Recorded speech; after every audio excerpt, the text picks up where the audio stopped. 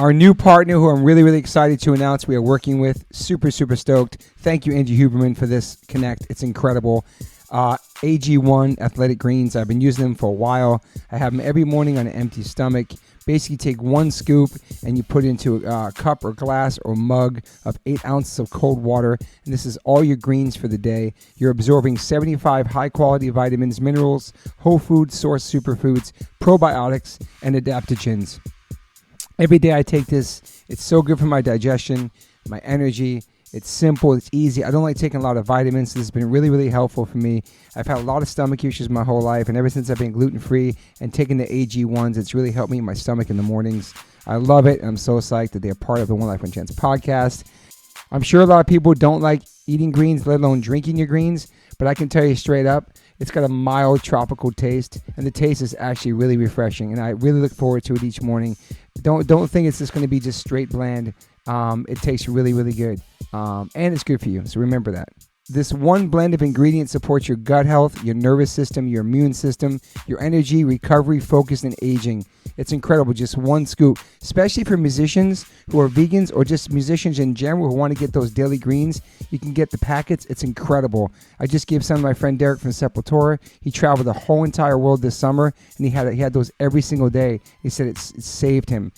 I bring AG1s with me when I travel. It helps me stay healthy. You know the deal. If you're on tour and you are a picky eater, but you need to have your greens, sometimes catering doesn't have greens. Sometimes you miss the catering. Sometimes you miss the backstage food. Sometimes it's too late after the show to go get food that you like. So if you just have a scoop of AG1s in your hotel room before you go to bed, or you're in the hotel room at night and you're starving and you want something healthy, boom, life changer. Right now, it's time to reclaim your health and arm your immune system with some convenient daily nutrition. That's all you need, one scoop in a cup every day. That's it. No need for a million different pills and supplements to look out for your health. This is it. I'm super psyched. And to make it easy, Athletic Greens is going to give you a free 1-year supply of immune-supporting vitamin D and 5 free travel packs with your first purchase. All you have to do is visit athleticgreens.com/OLLC. Again, that's athleticgreens.com/OLLC to take ownership over your health and pick up the ultimate daily nutritional insurance. This is incredible. I love it. It's just basic greens. For me personally, this has changed my life tremendously. I'm not a junk food vegan. I don't eat a lot of fake meats, so I'm strictly greens. And this has been a wonderful, wonderful new addition to my life. So once again, visit athleticgreens.com/OLLC. and get 1 free year supply of immune-supporting vitamin D and 5 free travel packs with your first purchase. athleticgreens.com/OLOC. Yo, Liquid Death, thank you so much for hydrating all my guests, taking care of me and my family and my friends. Love your water, love your brand, love what you stand for, love you give back to the community. If you want to learn more about Liquid Death and how it started, listen to episode 115 with the co-founder, owner, and creator of Liquid Death, Mike Cesario. Just a punk rock skateboarding kid from Delaware with a dream. It's an incredible story, incredible journey. They have now blessed me with my own code. So if you go liquiddeath.com/Toby, you get free shipping on any items you order from liquiddeath.com. Thank you so much, Liquid Death. Death to plastic, murder your thirst, stay hydrated. You know H2O saves lives. Yeah, check. Oh, here we go. Cool. All right, cool. Welcome to the One Life One Chance podcast. I'm your host, Toby Morse. Today, my guest is Mr. Neen Williams. Thank you for being here, man. Thanks for having me, man. This is awesome. I think I met you, I did know I met you was a couple years ago with Ryan Kingman at Crossroads. Yeah. That was like way pre-pandemic. Yeah. I don't know what year it was. It was probably like 6-7 years. Damn. I don't know. It was a while ago. That is so crazy. Yeah. Such a long time. Mm-hmm. Were you living out there here then when I saw you? Yeah, I actually lived around the corner here. Really? Yeah. We're off Pico? I was off of Crescent Heights and Crescent Heights and San Vicente. Oh, yeah. Yeah. That's amazing. So how long you were out here before you left again? I lived out here for 12 to 13 years or so. Okay. Yeah. And then now you're in Texas. Now I'm in Texas. But for Chicago first and foremost. Yeah, Chicago, born and raised. I moved out of Chicago when I was 22 years old. Okay. And Chicago, we're just talking about off the podcast. My wife's from there. It's an amazing city. It's just freezing. It's It's a beautiful city. A lot of good music and food and everything and culture. But it is really kind of separated too, as far as like the different neighborhoods and all that stuff we were talking about. Yeah, and that's kind of the dope part about it too, because like you have like Pilsen. I'm from Pilsen, which is like the it's kind of like the Hispanic art district, and just tons of good food. Like I believe a lot of the people are from Mexico City, so they bring the culture over there, and it's just amazing. Yeah. So I know we'll get into all your nutrition, everything you eat, but how were you growing up with food and stuff like that? Are we always into like crazy foods or not? Oh no, like I was. Because I read some stuff that you love just eating pizza and drinking beer and getting wild when you're skating.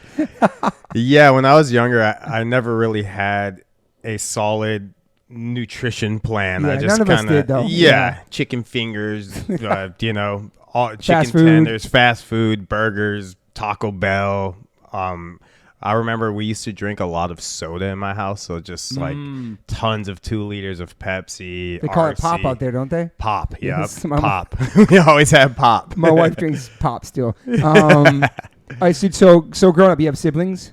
Yeah, I do. 1 older sister and then 2 younger sisters. Okay. And so, how was it growing up in Chicago? It was cool. Just normal kid. I picked up a skateboard probably around 13 or 14 years old. But before then, I mean, just going to school, fighting with my sisters. Did you play sports and stuff or no? I never really played sports. I was in wrestling in high school for like a year. Yeah. But that's about it. That's like the closest thing to a sport that I always sucked at sports. Like basketball, I could never make a basket. But I was too small for football because I was like a small, skinny frame, you know? Yeah. And then how were you like in school with like your grades and stuff? Grades were good. I always did bad in PE, gym. Me too. I got straight Fs. Yeah. Because for me personally, I didn't want to dress. I was too punk rock and too much of a skater to like wear the shorts and dress in the. I don't know. I was just so like anti like jock and sports. Like I would never dress in the uniform, so I failed every year. What was your deal?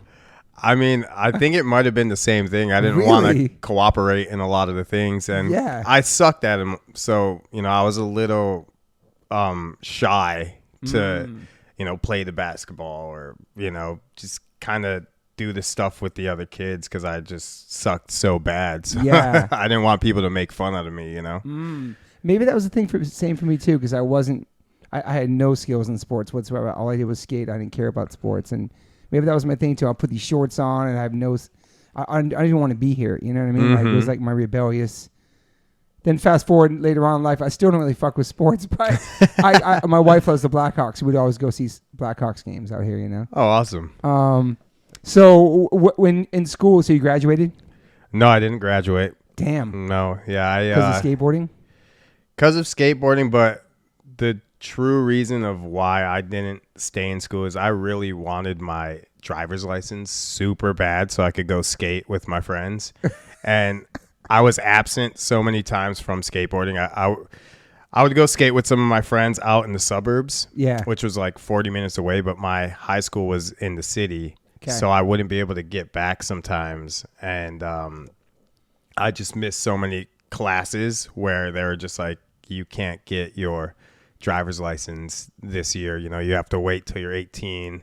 Wow. And that kind of bummed me out. So that was just kind of one of the reasons why I was like, well, fuck it then. I ain't coming back, and I just kept skating, and just one thing led to another. And it was just too many days for me to go back. Wow, were your parents tripping on it? Were they strict about it? No, my mom just kind of let me do my own thing. She never really bothered me about it. I held my own throughout those years, so I wasn't like bothering her for money and stuff. Like I figured it out, whatever it was, like skateboards, shoes, clothes, whatever. I would just use that and sell it to friends to, make a little bit of money. So I was never bothering anybody for money. So you were flipping some of your swag you were getting? Flipping swag, flipping anything I could get my hands on to survive, Yeah. Were you working a job too at all? No. Wow. No. Okay. Just hustling. Just hustling, Wow. That was all I knew, and even coming from the place that I came from, that's what everyone did around me and my friends and everything. So that's what we did. And people probably flipping more than sneakers and Oh yeah, skateboards just around. whatever you could get your hands on, you flipped it. You know, Yeah. like, oh, you need this? I know someone. Boom, boom, boom, and then you just kind of you add a little bit of extra on top, and then you get paid too. Wow.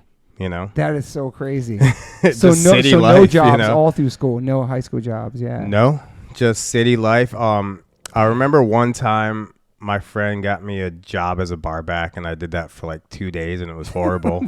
Like, it was just like cleaning up like spilled drinks and broken glass in between like a busy bar, and he just trying to squeeze through with a towel and stuff. It was horrible. You're like, dude, I'm gonna sell some sneakers. I'm good. Yeah, exactly. Just whatever. So you don't graduate. So then what? Like, what are your goals at that time? Do you have anything?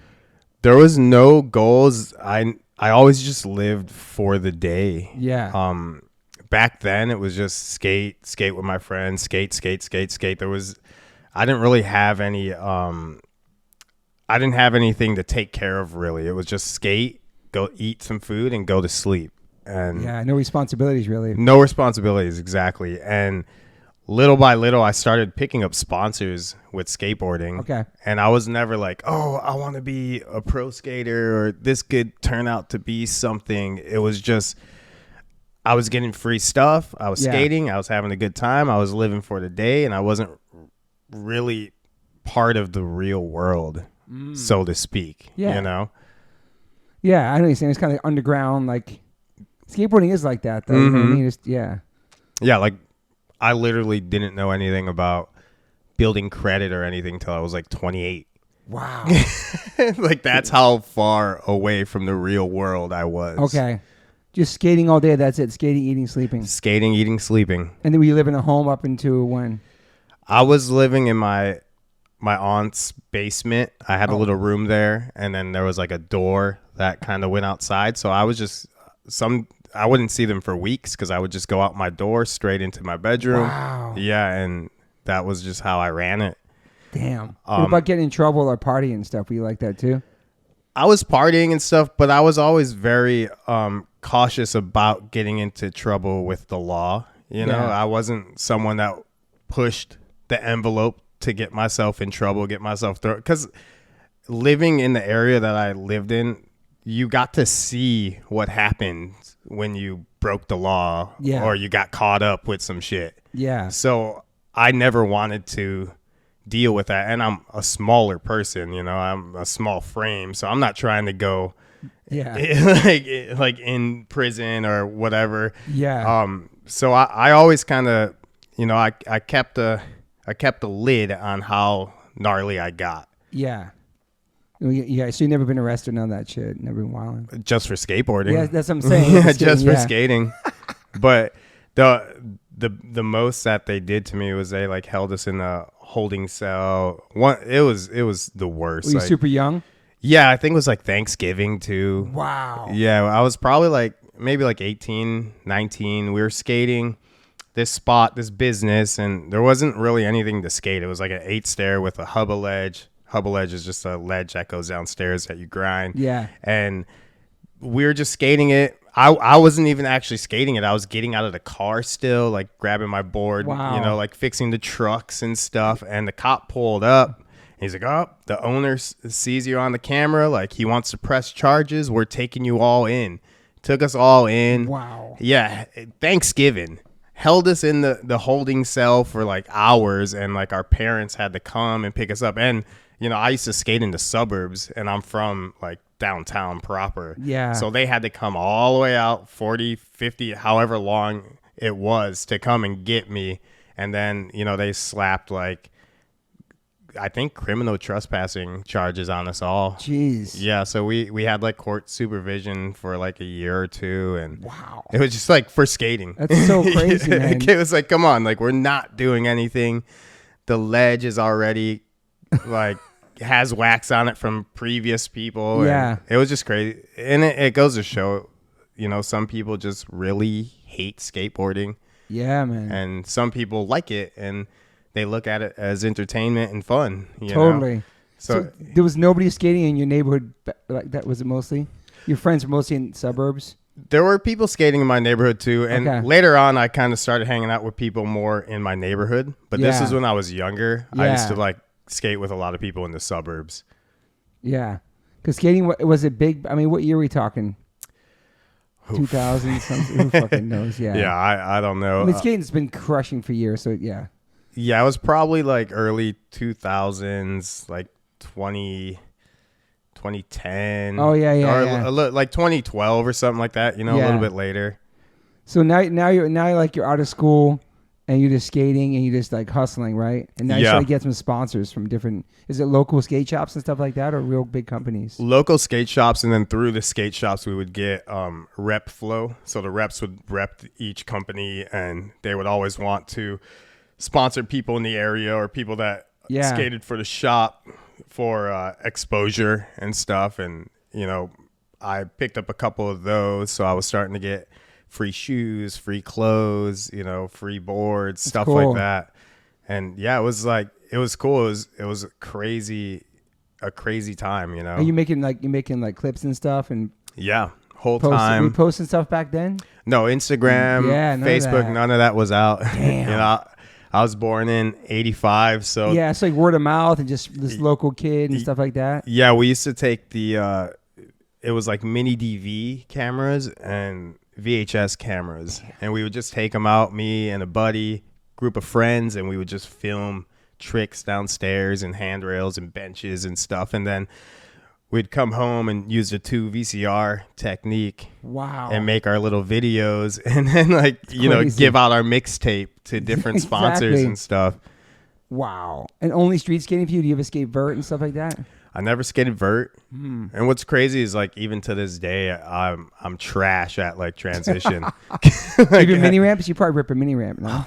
Barely. Really? Wow. Because I grew up in the age of Zero videos and Baker videos, so I always watch Jamie Thomas and Andrew Reynolds and Ellington and stuff, and they were jumping downstairs, they were jumping down handrails, so that's all I wanted to skate. So I kind of based my skating around their skating, and that's the stuff that I actually started to enjoy skating. Yeah, it seems like you love heel flips. Yeah, that's one of my favorites. Yeah, you do all kinds of things with heel flips. Yeah, it's one of your favorite tricks. It's always been, I think it might have been the first trick I actually learned on a skateboard. Yeah, because I couldn't really flip the kick flip and land on it with both feet. Yeah. But the heel flip kind of always stayed under me, so I was able to land that one first. Yeah. Is your first real exposure the Death Wish video? Or was something before that? No, there was a lot before that. A lot before that. Yeah, right? yeah. I've been kind of flowing around for a long time. Yeah. Yeah, so you get your name out there pretty. Was your name coming out fast? Was you just getting all recognition pretty fast when you started getting the free stuff, or? Yeah, I mean, I back then I kind of progressed super quickly. Yeah. From one thing led to another thing, and then because I was way in Chicago, it was hard to progress in the skate industry because the skate industry was based out in California. Yeah. So I had all these sponsors, but I couldn't move forward with them until they got to hang out with me and know me as a person. Because that's how it goes with skateboarding. It's you can be the best skater in the world, but it doesn't matter until you hang out with that team, because that team is a family, and that family has to take you in, because we need to be okay with you being in the van with us for 2 weeks. And if you're a shithead, it's people aren't going to be stoked on that, And it doesn't matter how good you are. Yeah. Exactly. It's personality and everything. Yeah. Personality, everything like that. So that was the big thing that kind of held me back in the beginning years until I actually moved out west. That's when things started falling together for me. Yeah. Did you start making money in Chicago from skateboarding at all? No. Are you entering contests and stuff? I mean, when I was younger, but not much. I was mostly just skating, getting free stuff, and filming video parts, mixtapes, putting them together, and sending them out. Yeah. When you by sending them out, you send them out to different companies? Yeah, different companies, and then the companies that already sponsor me, just kind of keeping them updated with what I'm doing and trying to climb that ladder. Building a resume, I guess. Exactly. And just showing them all right, I'm getting a little bit better. I'm getting, just little by little, But you were skating every single day, man. Skating every single day, all day. It's crazy, man, because I grew up skating as well, and I wanted to be sponsored, but I was more of a freestyle guy. I skated Roddy Mullen.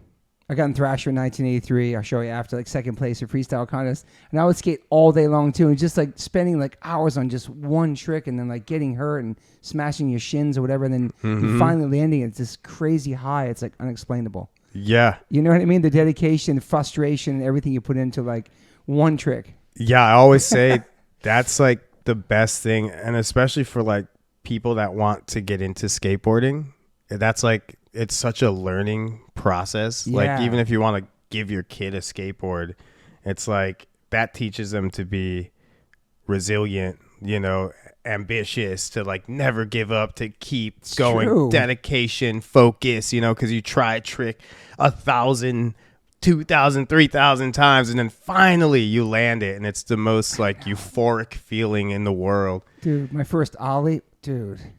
Stuff like that. Once you get the ollie down too, I feel like there's a lot of things come after that. I never did a kick flip. I could do a finger flip where I held the nose of my board and did it gnarly on a freestyle, but like I never got a kick flip. And for me, mine was in the 80s, so everything kind of.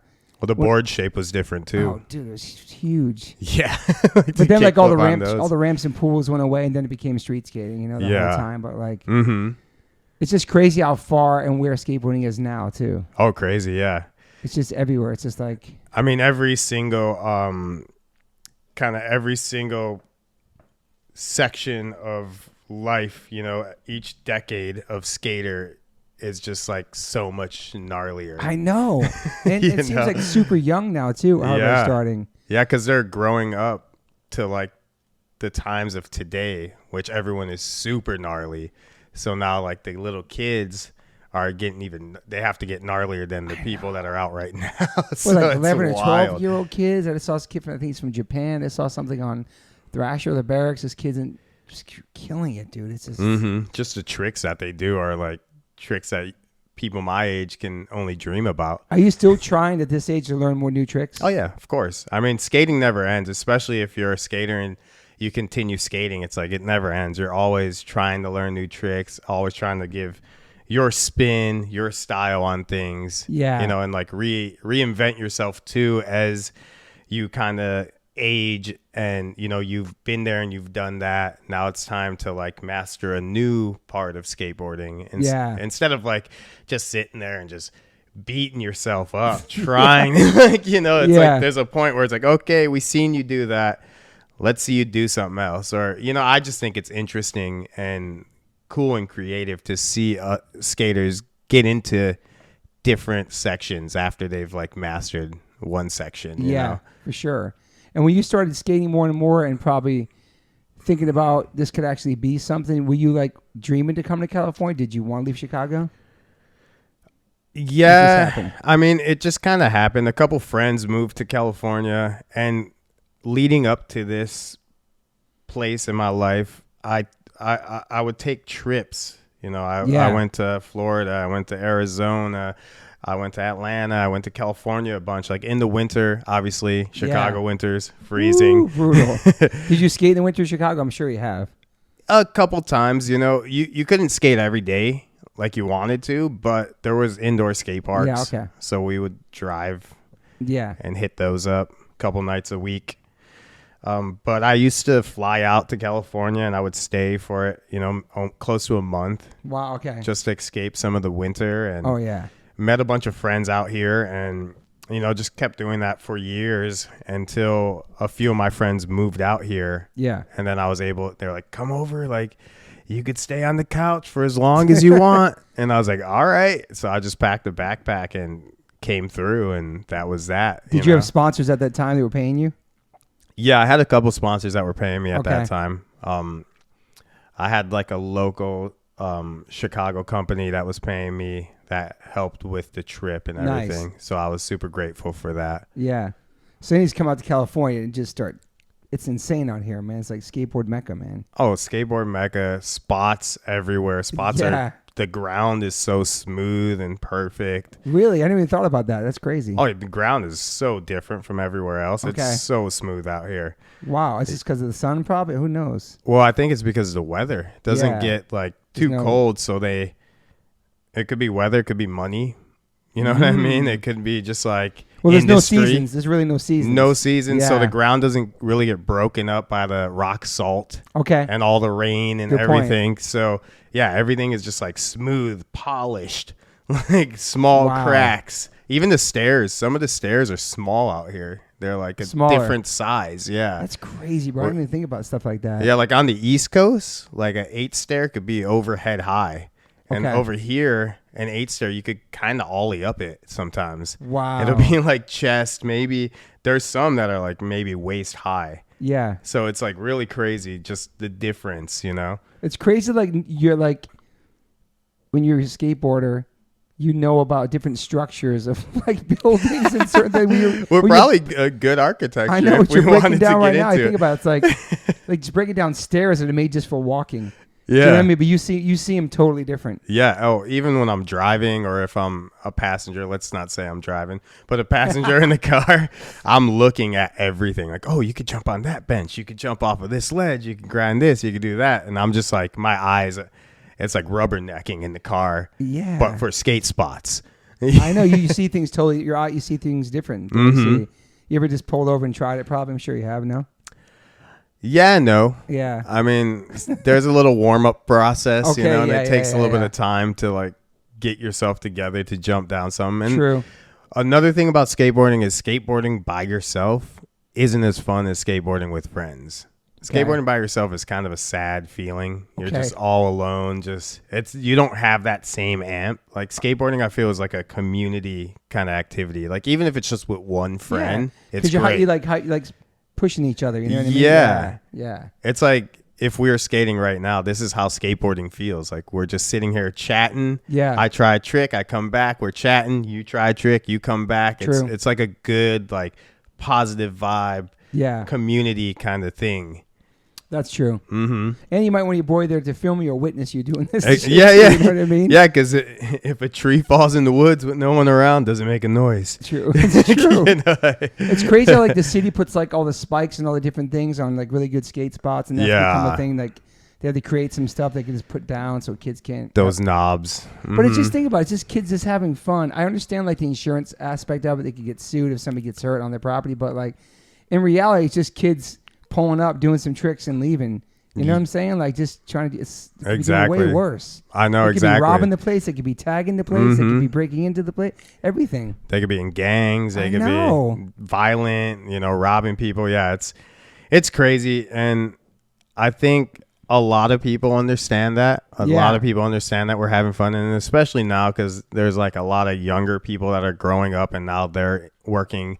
They're in these positions of, you know, the owner of the building or whatever. Yeah, or security or something. Yeah, so they understand that we're not trying to, you know, cause any problems. And of course, just like anything else, there's bad apples. Totally. And not all of us are bad apples. Not every person is a bad apple. True. You know, but there's, you know, bad cops. There's good cops. There's bad skateboarders. There's good skateboarders. Yeah. And that's just life, you know, Yeah. and you're truly not going to understand if a person is bad or good until you talk to them like a human being. Because a lot of people come out, they're like 110, like, get out of here. Like they're so mad. And you're like, yo, you know, you're talking to a 37-year-old man right now. Like, calm down. You know, like if you don't want me here, you could just politely say, hey, you can't be here, and I'll walk away. I'll say, okay, no worries. You know, I think once you calm down and have a conversation, they actually become. Yeah, it's like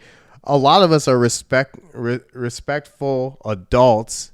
It's just we skateboard. And sure, there might be a no skateboarding sign, but do you follow every rule in your life? No. So it's like, do you own this building or just working? You know what I mean? Like, exactly. How important is it to you that we grind this curb or do this rail? Like, it's not going to affect your job anyway. Exactly. And even if something did happen and somebody was going to sue, which would never happen with skateboarders, has nothing to do with you. You know what I mean? It's this building and the whatever it is. But it's a piece of concrete. But it seems like these dudes. It's like more of like a power trip thing. It is a power trip thing. It's just, you know, and that too. You know, there's people that are cool in life, and then there's people that just want to have that upper hand on other people, and they want to tell people what to do. And, you know, they want to yell at people, and sometimes the people in those positions are those people. Totally. I've seen footage of like security dudes grabbing the board and doing a trick. Yeah. And those guys are rad. I love those guys. You know? So now you're in California and you're just out here skating. Are you working out here at all now? No, at this point I was able to make enough money to survive, but I mean that was like bird crumbs. Like skateboarders can survive on literally $100-$200 a month. Like it's pretty ridiculous. You can just skate and go to eat some tacos, just whatever all day. Just eat some cheap food. Yeah. Skate, re-energize and go and burn it and then go skate again. Yeah. At that time it was like as long as I could, because this was the time when I used to smoke and drink. As long as I could smoke my little joint, you know, have my little 40 at the end of the night, I'm happy, you know, and like eat a burrito or, you know, we all throw in on a pizza or whatever. Like I'm good.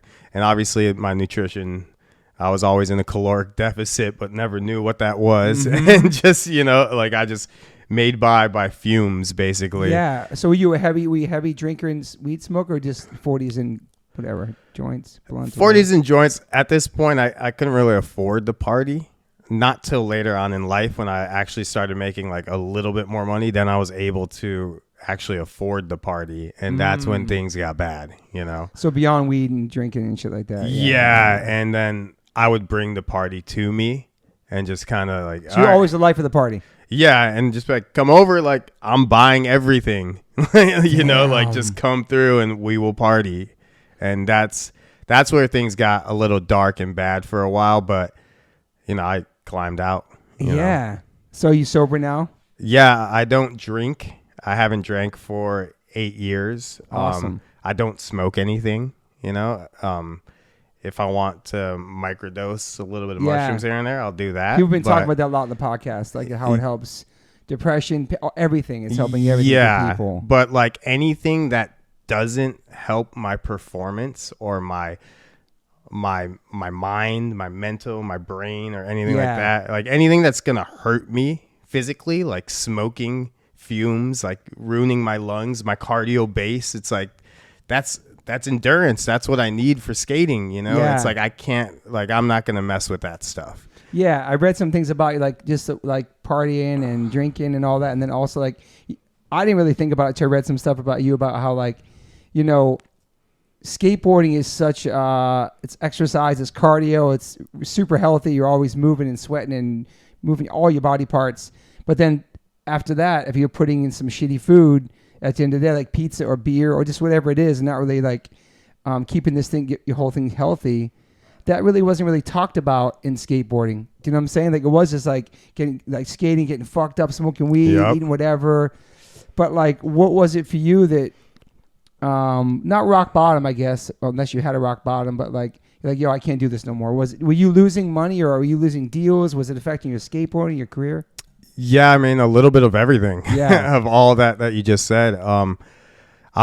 I was partying super hard for a couple years and I was skating a lot less. And then I lost a couple of my big deals. And then at the end of it, I actually tore my second ACL. ACL, yeah, I read that. Yeah, and when you tear your ACL, it takes about a year to kind of get back to where you left off. Yeah. So you're not progressing the whole time. You're just messed up trying to rehab this thing. Probably about 6 to 9 months until you can jump on your skateboard, but that's like ride, maybe a couple ollies up the curb. Like you can't really do much. And that with seems an like ACL years tear. for a skater. That's like years, man. Oh, it's so long. So long. And at that point, I just told myself, like, while I was waiting to get the surgery, I was like, read somewhere, or I heard somewhere that if you stop drinking, stop fucking around while you're healing from an injury, you'll heal faster because your body just needs to pay attention to healing that injury. Makes sense. And not bringing you back to life from all the alcohol you just drank or the drugs or whatever. So I just told myself I was going to not drink, not party for about a year until I'm better and then see what happens after. Like maybe I'll pick it up, whatever. And during this time off away from alcohol, I started doing physical therapy and rehabbing my leg and rebuilding the muscles and stuff. Learning about your body and shit. Yeah. Yeah. And I would ask my physical therapist to hook me up with some upper body stuff because I had nothing to do. I was so bored. Yeah. Like I would go home and play video games. So I just. Were you just skinny back then? Or you jacked? You had definition, or? I always kind of trained a little bit, but I just did just the normal backyard stuff for some reason. So we're gonna rewind. Go ahead. Yeah, sure. I used to have this like shitty like bench in my backyard in Chicago with like a shitty rusty barbell and like little weights, and I used to just do bench press here and there, like chin ups and stuff, just random stuff, because I was always a small person. Yeah. And I grew up in like a rough area of the city, so I always wanted to be able to like, and I heard somewhere it's like, in order to lose a fight, the person either is more skilled than you or stronger than you. So I was like, well, at least I'm going to, like, I don't have the skills, but I'm going to at least try to, like, get some muscle or something, some strength, so I could maybe hold my own, you know? So I would do bench press and chin-ups and stuff all the time. I used to be really into, like, all those, like, Japanese animations and, like, karate movies and Bruce Lee movies and shit. I was like, if I could look like Bruce Lee, you know, and, like, fight like him, like, it's going to be dope, you know? So I was always just a wild kid, karate kicking and fighting my friends and shit just for fun. Yeah. So yeah, I kind of always trained a little bit. Didn't know what I was doing, but I did that. And so fast forward, I wasn't always a shredded. I was like a skinny little guy. Yeah. And you know, they would give me some upper body workouts along with my ACO therapy. And little by little, I started being like, oh, like I started seeing like basketball players and football players and how they train to do what they do, you know, and be more explosive, strength and conditioning, be strong, avoid injuries. And I was like, and my physical therapist was, you know, feeding, because I always ask questions, you know, I'm soaking things in. I'm like a sponge, you know? Yeah. So he would tell me things, you know, like, yeah, this helps from your knee going in. This helps from you injuring your tendons and this, that, your ligaments. And I was like, oh, okay. So I started like educating myself as much as I can, asking tons of questions. And then I met my friends from On It, and they like brought, I was like, I want to learn. My friend Eric Leha, he's the Primal Soldier on Instagram. He does like a lot of stuff with kettlebells. And I was like, I want to learn how to do kettlebells because this guy's like ripped, you know, like beast mode. I was like, I want to learn how to do that. And he's like, yo, we're going to be in California. Come to the certification and you could learn everything about kettlebells. And certifications are what coaches and trainers take to educate themselves to like coach people and train people. So I went to this certification not knowing anything. And then I leave a few days later and I'm like completely educated in kettlebell training. Obviously, I don't know everything, but I'm open to learn more stuff. But like I got like a good base. You know? Absorbed it all too. Yeah. So I just kept going from there. Like it was like, you're certified now, right? Yeah, I'm certified a few times over, and then I have a bunch more that I'm going to do this year. I'm steady learning. I'm like an open book, a sponge, just taking it all in because I want to be. It all started to educate myself to better my own performance and my endurance, and then it turned into this whole other thing where now I'm helping people. Awesome, so now I want to know as much as I can, so I could help everybody, you know? And you felt the difference in your skating from doing all that, right? Oh, yeah, man. Yeah. Night and day. Just like even today, I'm 37, and I could still jump down big old sets of stairs, big handrails, and the little bit of extra mass that I've put on actually helps. Like it helps me eat shit and roll out of it and stuff because it's no longer bone on ground, you know? And the biggest difference was learning the difference between bodybuilding and then training like an athlete. And that's something that like a lot of people don't understand. And I'm trying to like bring that to the masses with like my program and everything and the stuff that I post on my Instagram. Yeah. Was quitting the alcohol and weed hard? Not necessarily. I lucked out because my wife, she actually quit with me. Oh, that's awesome. So I had a partner, and Great. she stayed clean for, I think, about 3 years before she actually started having a drink with friends as like an adult. Yeah. And not because I know that was the problem with me. I didn't know moderation. Yeah. I just knew, like, all right, we're going to drink. Okay, Toby, let's go. Like, get the 30 rack. Here we go. You know, Yeah. and like just drink it all until you black out, basically. That's all I knew because that's what my friends were doing. Were you That's what known my as the partier too back then? Like you were the guy? Was there like a reputation you had too in the skateboard world or no? It was, but it wasn't at the same time because I would do things where like I'd party super hard for 3 days and then I'd chill for 3 days and I'd skate and then I'd get a trick and then it's like, oh, it's celebration time. Let's go. Yeah. Get that 30 rack. But Damn. yeah, so it was just kind of all natural. And yeah, I mean, crazy. I just started doing strength and conditioning first time in my life at 52 because I've been running. I do my pull-ups, my sit-ups, my hiking. But my friend's been training me, and I started using kettlebell for the first time, and it's fucking insane, man. All the stuff I'm doing with it, even just has me walking down my alley like straight up with my core to my side, walking back, switching arms. It's amazing. I feel so. It's only been those 2.5 farmers weeks, carry. and I feel stronger in 2 weeks, man. Already, man. Dude, just keep it up. You're gonna see. You're gonna like And the swings see, and all that. Dude. Swings are so good for like the posterior chain, your hip flexors, hamstrings. I'm feeling like just the workout itself. I'm feeling sore all the time, which I love because I have my thing in the back. But because I was just doing the basic, like you were saying back then, like just I have a weight bench in there. We bench and my runs. But now I'm jumping rope, which I never was good at. Now I'm really good at it. You know what I mean? I'm learning all these things about myself, like strength and conditioning stuff. You're training more like an athlete now. Yeah. Functional training. You know. Yeah.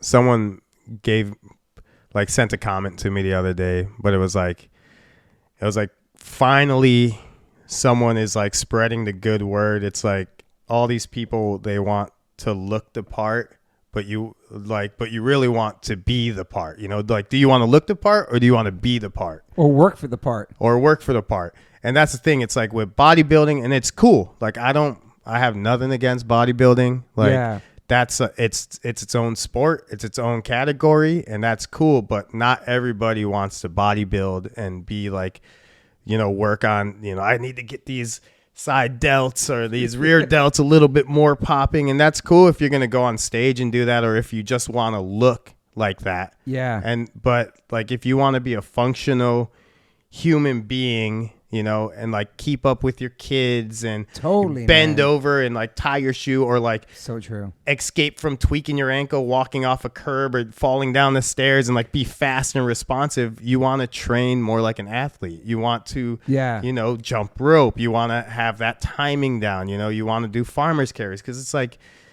you're never just sitting isolated doing bench press in real life. Like, you're carrying heavy shit in your arms and you don't want to pull your back out, you know, like carrying your kids, whatever. Carrying your kids. Like, you want to do deadlifts and keep your lower back strong and your core strong. Like, you want to, like, these things are like functional compound movements that's going to help you for many more years to come.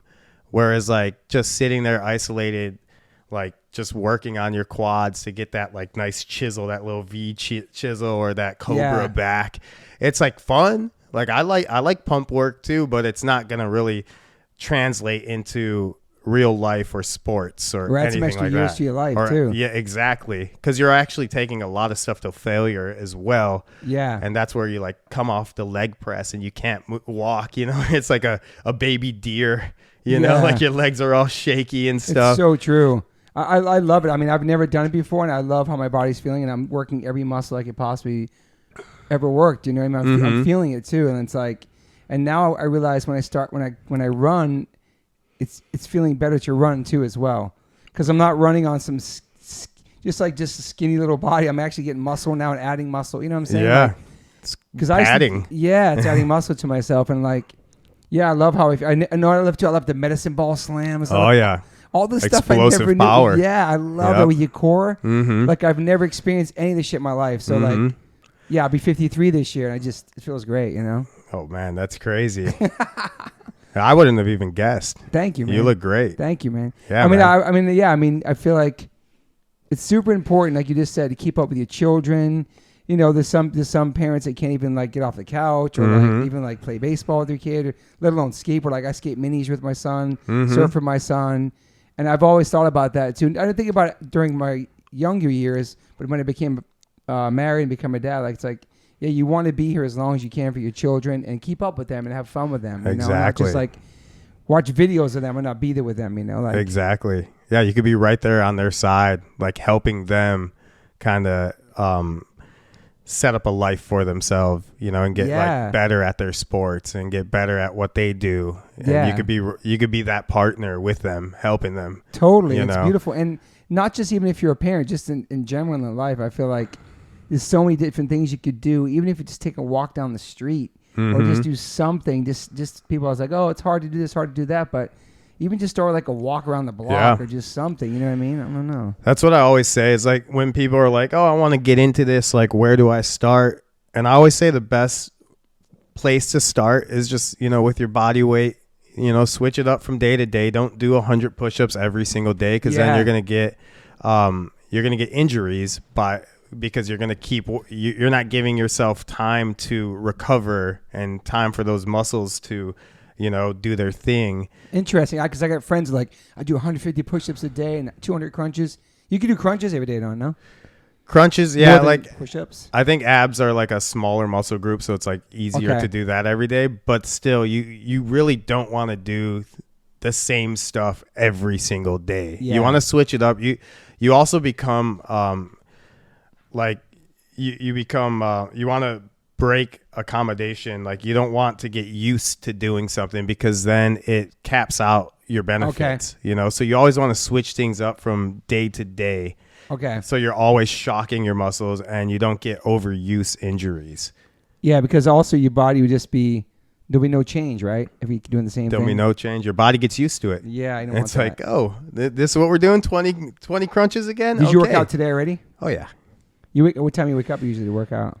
My son wakes me up at like 7 usually. Okay, that's good. Yeah. Yeah. And then today was cool because he was like really chill. I just like sat him down in the gym and like put the pillows around him because he's 7 months. 7 months. Okay. So he could sit down now with a nice like solid posture spine. So he's just sitting there and he was playing with his toys, and I was just training around him and talking to him in between. So it was cool. That's awesome. So that's another thing. People say it's hard to keep their schedule if they're in a different place or a hotel, but you can always find something. Oh man, like I always try to teach like all of my my whole team, you know, how they can modify their workouts, whether you're at home, with traveling, whether at your home. I always suggest to get some of those bands, like they're like the longer bands, because those you could do like rows, you could do sit-ups, squats, deadlifts. You could do all that with these bands. And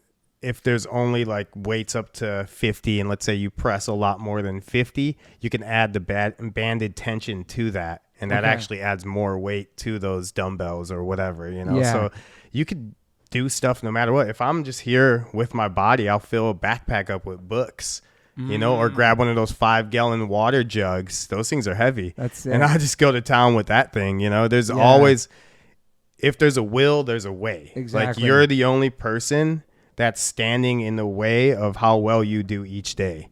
Yeah. You know, like it's just mental. It's like if you can just break through that, that's like a win. And then like look around your house, find something heavy, grab that, another win. You're good to go, right? You're good to go. You can just do push-ups and pull-ups. Like it works. And those what are those things? TRX things? You could bring those too, right? The TRX, Is that those ropes? The ones that you hang up. Yeah. Mm-hmm. Yeah, that with you on the road to put them somewhere. Those, a jump rope and bands are like traveling friends. And then if you want, you could also bring a kettlebell. I always just I'll bring like one that's like 44 pounds and put it in like a bowling ball bag. Wow. Okay. Because that's like under like the heavy weight, and it costs like $20-$30 to bring it on with you. It's worth it. Yeah. And then you have a kettlebell with you, and you can do everything with one kettlebell. And how good is jump rope for you? Jump rope's great. I don't like doing long distance jump rope. Like I don't like going for more than 5 minutes. Okay. I do 2 to 5 minutes to warm up. It helps ramp up your central nervous system. Okay. And helps helps with like timing. So it's like good so you don't tweak your ankles, roll your ankles. Yeah, your balance. It's like your timing because you're jumping over the rope. It gets you sweaty, gets your heart rate up, wakes up your central nervous system so you're not all groggy and slow. So I usually just, 2 to 5 minutes either before a session or after. And then if I want, I'll do like sprints, like double unders. 30 double unders, rest for 10 seconds, 30 double unders, and I'll do that like 8 times. So like really get a crazy. Sprints are really good for you. Yeah, sprints are great because they build lean muscle and they burn fat. Okay. Long distance running, I have like a love-hate relationship with it, and that's just because I'm a skateboarder. But it's just like a lot of impact on my joints that like everything starts to hurt for me. Whereas like I prefer using one of the cardio machines. So like a skier, a rower, there's less strain on your joints, and you could like, have you ever been on an assault bike? No, I heard about them though. They're horrible. Okay, like it's the most bang for your buck. Okay, basically, I think it's the cheapest of all the cardio machines. It's probably like $600, but it's like holy hell. And you could go. Another thing about all this stuff is you could go on Facebook Market. And you could get stuff from people that already use the stuff, and it's marked way down, super cheap. People in your neighborhood, and it's just a piece of iron, a kettlebell or whatever. It's like you don't need a brand new one. Like just get the one from Facebook Market for $20. Boom, you're good. You're in the game, you know. Or even the assault bike. Like people are trying to get rid of those things. Those things are like because they're so rough. Yeah, like the Peloton bikes were so big. They still big Peloton stuff. I think so. That was huge during the pandemic, bro. Yeah. It was crazy. I think they're probably not as big as they were. Because people are outside now. Yeah, but there's still like a huge fan base behind them. Because it's a class. Yeah. Like, there's a screen. Soul Cycle vibe, right? Yeah, some people need that like motivation of like. I get it. Yeah, exactly. So fast forward till now, are you more focused on health and helping people than skateboarding? No, it's about 50-50 because I started all this stuff to be able to skate and skate longer and for many more years to come. And throughout this, I picked up the certifications. Yeah. And now I have a online program on Ladder. Team Resilient? Team Resilient, yeah. So I have, like over 500, 600 people that I actually coach on there. Wow. Yeah, so that's really cool. So it's like I have a bunch of friends and people that are like looking for the right type of training. So I'm just like making sure that, all of them are on a good program and crushing it, and it's, to me, it's like amazing to see coming from like the entertainment skating world. Yeah. And now I get to see like people's lives change and, their body composition change and them reaching their goals. And it's like very like, it's touching. Like you're like, damn, sure, like this is like so much more than just landing a heel flip. But back to the skating thing, it's like I still skate every single week. I don't skate every day. Still like with a kid. Deathwish too? Still with Deathwish, yeah. Awesome. Filming a part right now. Awesome. So steady skating, and training and helping a bunch of people, coaching a bunch of people. So you're still filming skate parts always? Yeah. None of that stops. I want to film skate parts until I can't walk. And hopefully I'll be able to walk forever. So I was thinking about that. There's really no tap out age for skateboarding or being a pro, whatever. You see Tony Hawk. Yeah. Still killing it, man. You know what I mean? Like I think mentally it's just sometimes people check out. And it's like even to this day, it's like if I don't have as many skate sponsors or whatever in the future, it's like it's not going to stop me from skating. Like I'm always going to skate. Like I'm always going to film. Yeah. And it's like filming video parts is something that I grew up doing. Like if I don't film video parts, if I don't skate, that's not me. Yeah. Like I'm going to continue to do that stuff for as long as I can. And and even like when my son gets older and I want to try to get him into skating. Totally. So then I'll have a buddy to skate with, 100%. And then you'll be in great shape to keep up with him. Yeah, exactly. And do the same tricks you were doing when you were a kid. Mm-hmm. Exactly. You can still do the same tricks now, right? Yeah. Same tricks. I could do more tricks, new tricks. I'm always trying to do better than I did last time, you know? Yeah. So like my last part, the part I'm filming now, I want it to be better than that last part. And I think it is. And that's why I'm like taking my time, because I want it to be like a part that I'm happy about, you know? Yeah. And at this point, it's like, I'm not only about just jumping off of shit and jumping off the biggest stuff and the most stairs. It's like I did that when I was younger. I want to kind of do like, I like skating like overall. I like everything about skating. So I want like a little bit of each thing that I like to skate to make like a complete video part, instead of just like, here's a stunt, man, jump, jump, jump, jump. You know, it's like I want to have everything, a little bit of everything, and be happy about it, you know? No, it's awesome. You have a lot of things too. You have like your own FP shoe out. Yeah. Right? Yeah, and you the have, Intercept. Not a damn chance, like your line of spice and seasonings. Yeah. Yeah, I do a lot. You have a meal plan too, probably? No, I don't have a meal plan. Not yet. Not yet, no. I just feel like there's so many different levels of you, and there's so many like things you could be, like in the whole health world, it's a whole different world for you. You know what I mean? Like, yeah, it all came from, you know, that one change when I stopped drinking, when I stopped smoking. I ended up having all this extra time that I didn't know what to do with myself. And then from there, I just started learning stuff and started expanding, and then making passion projects out of each thing that I was passionate about. And the Spice Company came from that, because I started meal prepping, because while I was learning about health and fitness, I started learning like, hey, like I am not eating enough.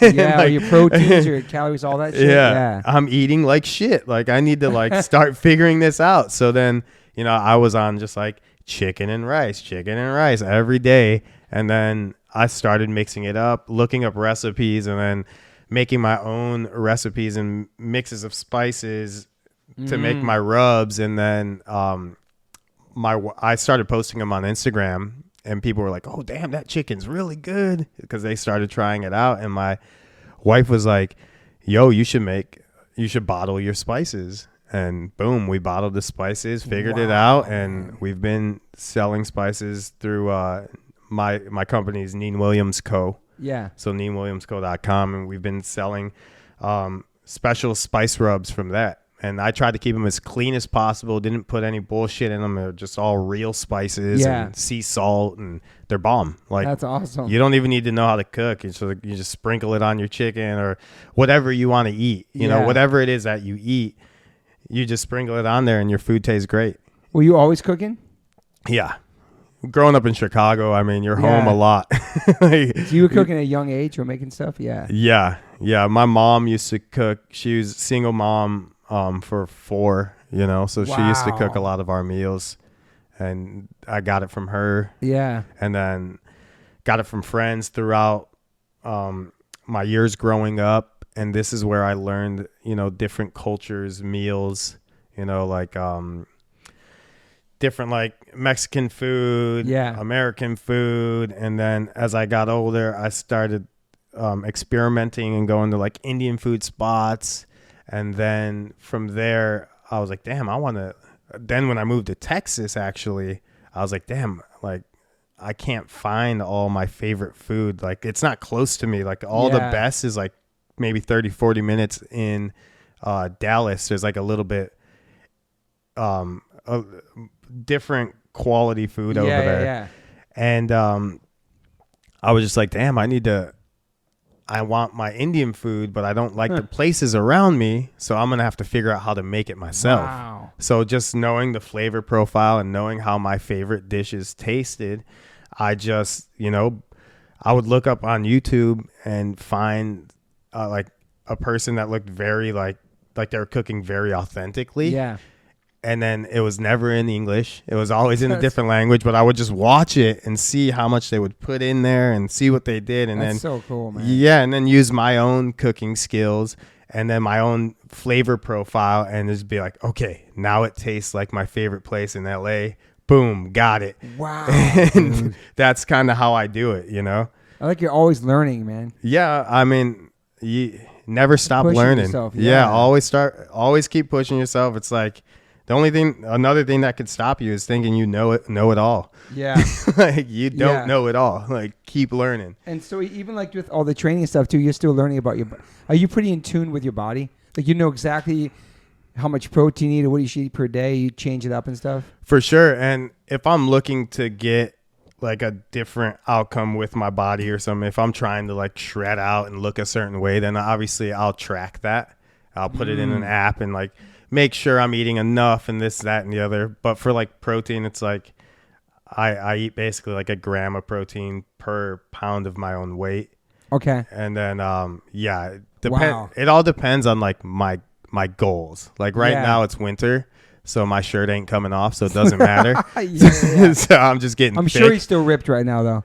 Maybe. Okay. But I'm getting thick right now. I'm fluffy. Okay. So I'm doing that. But when springtime comes, maybe I'll start shredding down. And it depends because it's easy for you to shred down? Oh, yeah. Okay. Super easy. But I think I stay within striking distance. I never go too far. Like, if anything, the fattest I'll be is like 20%, and then I'll break it back down to about 10 to 12-ish. So you know your body fat, all that stuff.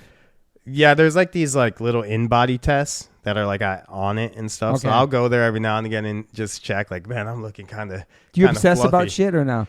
Not anymore. But you used to? When I was younger, yeah. And these are just like little things that you go through, like little phases. Like I got to eat like perfectly the right amount. And and it all of this comes down to your specific goals. I'm not a competitive bodybuilder or physique. Like I'm not standing on stage, so I don't really need to look extremely peeled with like every definition and that. Like I'm just training to be able to skate and do the things I love for longer. And if I want to look a little bit more shredded, all I do is just eat in the caloric deficit and like shred some of that cookie pouch off and that ice cream pouch, and and I'll be back to normal, you know.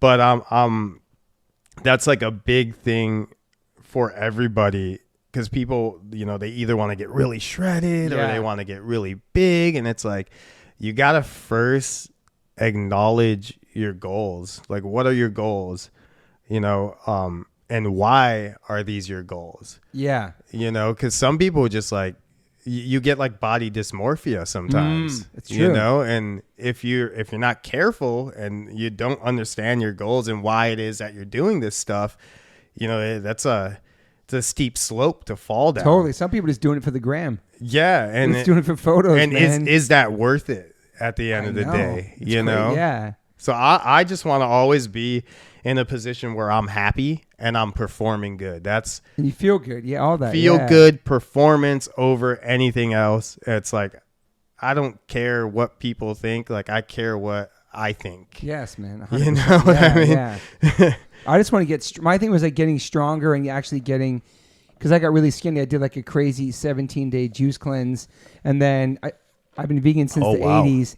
And I've been trying. I started reintroducing things to my body, and I realized gluten wasn't cutting it for me. So now I'm like 8 months off of gluten, no fake meat, none of that shit. Nice. I feel incredible. Hell yeah. Super skinny and lean, but now I'm just trying to get definition. Yeah. I might ask you after the pod about maybe, I don't know if you know the vegan side of the protein stuff, but something I could. I'd be interested to know if I don't know what I need or what I need. I don't know. Well, I know if you're doing all plant-based food and none of that fake meat and all that stuff, your protein is basically a lot of lentils, quinoa, beans, all that stuff, which is very high in carbs. Good carbs? Good carbs, yeah. I mean, obviously you want to be a little bit more active with that stuff because it breaks down, and you want to use it for energy. You want to use it to replenish the glycogen in your muscles after you work out and stuff. I'm not completely certain with how to go about it on a vegan side of things. But I know there might be something for you to. I can start see you learning. I'm just saying, it is something that I'm sure a down lot to of your learn. followers or people that know you are. It'd be cool to have your perspective. For sure. On that. And I would think, well, like even like on my side of things, someone that, you know, isn't vegan, basically if you want to build muscle and stuff, you want to just eat in a caloric surplus. So that's eating more than you burn. What does that mean for the listeners, caloric? surplus. Like you want to eat more calories than you burn. So you want to eat more food that your body is actually going to use to burn. So then you actually put on more weight, put on more muscle. So you get kind of heavy, a little bit of fat first. Ooh, and then once you get to a certain level when you're happy, let's say you're 170, you want to get to 180, 185, go up to like 190 or so. And then you do a shred and you shred down. And then because you've been eating. It sounds so easy, do a shred, but. Well, because you've been eating more than you burn, you're working out, you're lifting, you've been building and putting on lean muscle underneath that fat. Gotcha. So when you shred down and you come back down to like 180, your original goal weight, then you'll be left with that lean muscle. Okay. But you have to go through that process of like kind of building and getting fluffy first. Okay. And then you got to shred it down. Okay. But you have to make sure you have control. You can't let it go out like too wildly out, you know. Yeah, my thing is like I've never really had abs. I was skinny as a kid. I can feel my abs even like when I'm training. I just can't see them, and I'm like, it's not a goal to like have like a six pack, but it would be cool to have that if it comes with everything else I'm doing. I'm not just going for that. Do you know what I'm saying? The cold plunge actually helps with that too. It helps burn that brown fat. Yeah. I heard you can burn. So this is what I'm not going to quote it person, but 800 calories per 10 minutes in the cold plunge. No way. Wild. That's how I was told. So the hot and the cold, we can talk about that. The sauna and the cold plunge, that burns too, right? Do you think you're really burning in the sauna? That's legit. You're really burning actually fat in there? So the sauna, from my knowledge, and of course we could go check Andrew out. Shout you out, Andrew. Yeah, check him out. But the sauna basically mimics exercise. So it's like a cardiovascular workout. So it's going to higher your heart rate, help produce nitric oxide. So your blood flow is going to be really nice in there. And obviously, like if your heart rate's up and you're sweating a lot, you're obviously burning calories. Yeah. And when you burn calories, you have the potential to lose fat. Yeah. Or burn fat. So, I'm sure the sauna helps. And then going back and forth into the plunge as well. Oh, so nice. I love that. I was doing it. My boy hit me up. Shout out to Brolin, actually. I'm not going to name drop you, Brolin. But I was posting all these videos of me going in the cold plunge. I did 13 minutes. Whoa. And Brolin texted me, was like, hey, man, I see what you're doing over there. He's like, I've done that before to myself. It's like, you don't have to prove anything to yourself. I know you can do that, but that's not doing any benefit for you. Like doing 13 minutes, like you should really be in the cold plunge maybe. I could figure this out, 15 minutes per week. I'm not sure. You know what I mean? But I was just pushing myself. But I love it. I can just sit in there, the Wim Hof style, and just breathe. I could just chill in there. And it scares me. Maybe it's because of all the tattoo. I don't know what it is, but like I hate doctors. I hate pain, but I can just chill in my plunge, man. It scares me and just breathe and listen to music, man. I love it, dude. It's very like meditative, you know? Yeah, and I feel like electrified. Yeah, I think what I love so much about it is like the different stages. Like you get in and you're like, I need to get out. Like my fingers are going to fall off. It's way too cold. And then after about 30 seconds to a minute, that thought leaves your mind. Facts. And you get over that mountain and then you're chilling for about a minute. I know. And then it starts creeping back. And then you have to get over that mountain again. I always aim to be in there for like maybe 3 to 5 minutes or so. Same. And then back and forth. Yeah, and then back and forth, 15 to 20, 3 to 5 minutes in the cold. Yes. And just back and forth, boom, boom, boom. At least 3 times, right? I'll go 2 to 3. It depends on like if my son's young, so I might have to come in and watch him or something, so. It's a life changer. I never thought, because Rich Roll had one, all my friends had it. I was reading about it, seeing it. Then when you actually have it, even Huberman says like the first 30 seconds, your brain's saying, get out. Like you just said, and you make it past that, you're chilling, dude. And what's crazy is you get like acclimated to cold weather, because I was just in Keystone, Colorado, and it was freezing out there. And I had like I taught like 2 HIIT classes with all like the Zoomies kids and stuff, and then I had to do a pano in front of a bunch of the people at Zoomies, and I had like an hour in between, and I was like, dude, like I've been seeing my friend Hinman jump into the lake in Colorado all the time. I saw you did that on your gram. Yeah. I was like, this is the only chance I got I wonder how cold it was compared to a plunge. I mean, there was snow outside. It was ice. It was running water from the mountaintops. Beautiful. You know, I would do that too now thinking about it. Dude, I would never have done you that. would crush it because like I went in and I think it was so cold that my body was automatically numb. So I didn't even get the initial shock of like, oh God, this is cold. I was just like, I was in and I just climbed in and laid down. I was like chilling for almost about a minute. And I was like, all right, I think I've had enough. And then like I walked out and then I like kind of started feeling like, you know, my skin was kind of like itchy, you know, kind of like I was like, oh shit, that was cold. Like, but that's when you're doing the plunge. You could just do that. Yeah. Like I want to do the polar. Yeah, I wasn't even shocked. I was just like, like damn, mellow. that's amazing thinking about that. Because I'm going snowboarding soon. I'll be in the snow. So you should do it. But it's like I want to do the polar bear club now too. I know I like can do cut that the now. hole in the ice and No, go those in. people that go swimming every year in New York. Yeah. Old people, they all go in the ocean. Like, No, you like, could do that now. I feel like now cold showers are nothing to me. And it's so good for you, right? In the morning. It's just like, I don't know, if an electric eel, I feel like that's what they would feel like. I don't know, just electricity. There's a high from it. Have you tried the morning cold plunge? Yeah. Like just go in there before anything else. No sauna? No sauna, just I go saw Rogan's straight. Been doing That one's hard. I did it once. It's brutal, That dude. one's It's such tough. a difference. Even though you can be in the sauna and be hot, it can be 250 degrees in there. It doesn't matter because once you go in the plunge, I feel like, I don't know, I think there's a real difference of your body being warm. But I have a shower there, so you have to go from my sauna to rinse off in my cold shower into the plunge. Oh yeah, smart. Very and even smart. that shower's brutal. Even when it was raining here last week, I wouldn't go in the plunge. I would just do the sauna into the cold shower. Yeah. But like, yeah, it's the most craziest thing I've ever owned. I sold my car like a year and a half ago. Got my son a car. I walk everywhere. I ride bikes everywhere. I jog everywhere. Perfect. And so this is like a big investment, but it's in my health, and it's like it is adding years on my life, and I just feel so amazing by having that. Well, it also helps with your immune system too. You know, so it helps you from getting sick and all that stuff. Yeah, I think I was sick a couple months ago, and every time I have an issue, I text Huberman.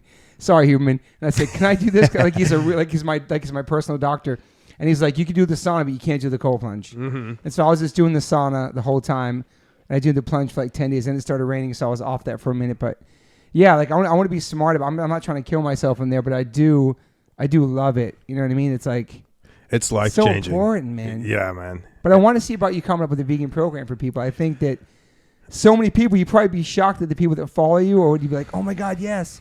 Do you know what I mean? I think after this podcast, I'll start educating myself, you know? Well, you gave me another challenge. I know, because I love challenges. Yeah, because it seems like you do all of it. Yeah. I think it'd be awesome. It's the only thing that I'm not very knowledgeable on right now, you know? Yeah. Like and again, I'm sure I don't know vegan everything. Friends, maybe, I don't know.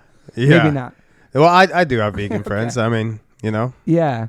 And they could just swap out what you're eating for fake shit or whatever they're doing. And then we can always substitute different things. Definitely. But I like how you do it, because I used to do a few plant-based days a week, and I would do it exactly how you're doing it. And then I noticed that I had to eat too much.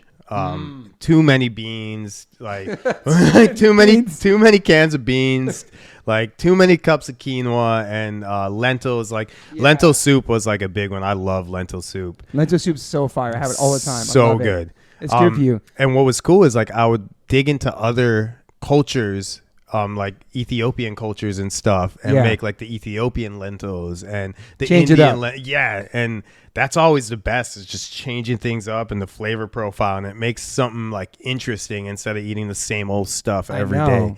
I know. Tofu's always good. Tempeh. It is tricky when you are vegan and gluten free, just trying to stay away from all that, because I was going hard in the processed stuff, which anything processed is not really good for you, and everything's moderation. Yeah. I appreciate those products being out there for vegans and people trying to get off meat, but for me personally, it's too much, and like a lot of salt and stuff. But yeah, just going back to like the bare minimum roots of when I became vegan in the 80s, when I had to just eat like falafel and beans and shit like that before there was a Boca burger or like a vegan tofu dog. Yeah, I'm strictly vegetables, nuts, just everything I can eat. Try to get good protein. I take my supplements. I take my athletic greens. Yeah, I try to be smart about it. But I'm only 2 weeks in Definitely feel stronger. Definitely seeing a different change in my body. But I still got 5 more weeks to go before I go on tour. Okay. I'm curious to see what I can do at 52 with what I'm eating with what I'm not eating. You know what I'm saying? When you go on tour, are you going to take your kettlebell with you? I might do that. I don't know. You should. I know. You should bring it. I'm definitely bringing a jump rope. Yeah. TRX, my bass player, he's a personal trainer. Oh, perfect. Yeah, and he brought the TRX before we like outside the venue doing all that kind of stuff. You know, like just really trying to stay in it, you know? Was it Action Bronson? He always has his workouts, his clubs and his kettlebells dude, with him. He's so inspiring, man. Yeah, like all man. the weight he lost and everything he's doing. Crushing. All the videos he shows him himself in the gym and all that. Have you met him before? I've never met him. His transformation and like his dedication and it's like so inspiring. I know, dude. Shout out to Action Bronson. Man. That was crazy watching that through the pandemic. There was these videos of him training and doing all this different things and cooking and like. I remember a clip. They were like stuck in traffic and him and the boys are out just like crushing a workout outside the car just as they were waiting. Really? Yeah, for traffic to go through. Yeah, it was sick. Wow. Are you educating yourself all the time on fitness and health and stuff? Yeah. All the time. Like I said, I want to know as much as I can, not only for me, but for now I have like a huge team that I coach. So I also want to know and be there for them as well. So the more that I know, the more educated that I am, the better I can serve them, you know? Yeah. Are you seeing more skateboarders now? Oh, really into the health and all that stuff? Yeah, and I have a bunch of skateboarders on my program as well. And other professional skateboarders, like whenever they're in Texas, they usually call me and then come over to my house because I have the same setup. I have the Sisu sauna, the cold plunge. Like I have the whole setup there. So people come by. I'm like, just come by. Call me up. Yeah. Even if I'm not there, you could use it. Like you could turn it on and get in there and just, you know, like that's awesome. Yeah. Recover. You know what I mean? I've been having friends come over to try it and check it out because they see me post. Let me check it out. Do you know Jessica Alexander? No. Nike SB strength and conditioning coach. She does it. She works out of Undefeated Gym.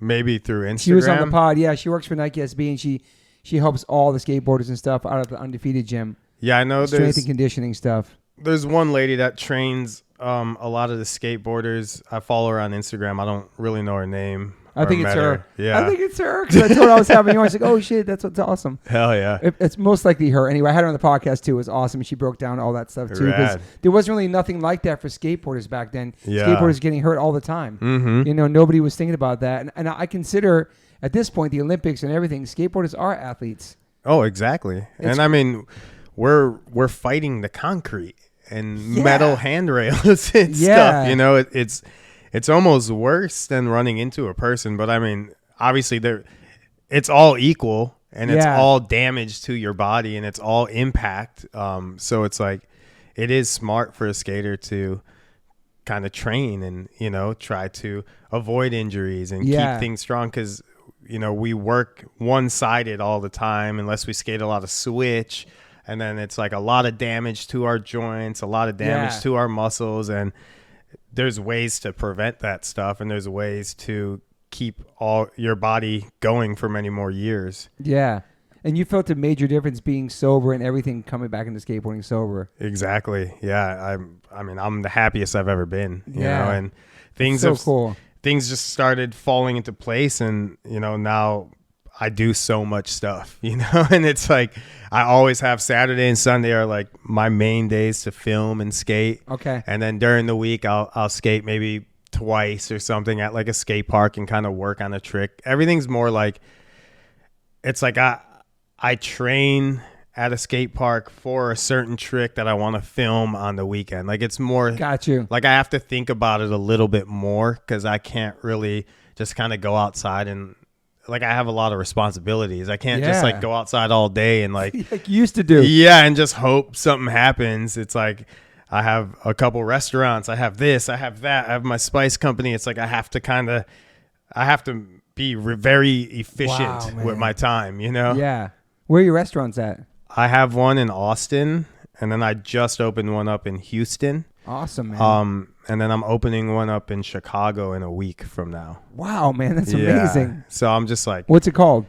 NADC Burger. Okay, awesome, awesome. NADC Burger. It's cool spot. Partnered up with my friend Philip Franklin Lee. Okay. He is a Michelin star chef, and he owns like wow, that's huge. Sushi by Scratch. Okay. He has like, I think like 6 or 7 of them, 8. I don't know. They're all over the place, but That's cool. It's amazing. Like omakase, you sit down, 17 different like bites of sushi that are just like amazing. Wow. Yeah, that's awesome. So he's your partner? He's my partner. And then we also partner up with my friend Matt that owns a couple bars around town. So we put the burger spots in his bars. Nice. So it's kind of like come get a burger, get a beer or whatever you want to drink, a mocktail. For me, a Topo Chico. And you just hang out, and it's like a good vibe. There's good music, live music and stuff. And yeah, we have one in Austin, Houston, and now Chicago coming up next. That's awesome. Back to your roots. Back to the roots, yeah, man. Are you a big music head too? Someone asked me this the other day, and I love music, but I'm like the type of person throughout my whole life, I can't like recite a lyric to you. Really? Because like music to me, when it comes into my ear, it's just like sound. And it's like either I like the sound or I don't like the sound. That's interesting. Yeah, and it's really weird. Like that's how it's been all my life. Like I cannot recite a lyric to you. It's just like, I like that song. I'm not really feeling that song. Even if you heard the song a bunch of times? Yeah. You have no favorite band or artist or a rapper or anything? I mean, not necessarily. That's great. There's it's like kind of cool though. Yeah, there's like some that I really like and some that I like sometimes listen to. Yeah.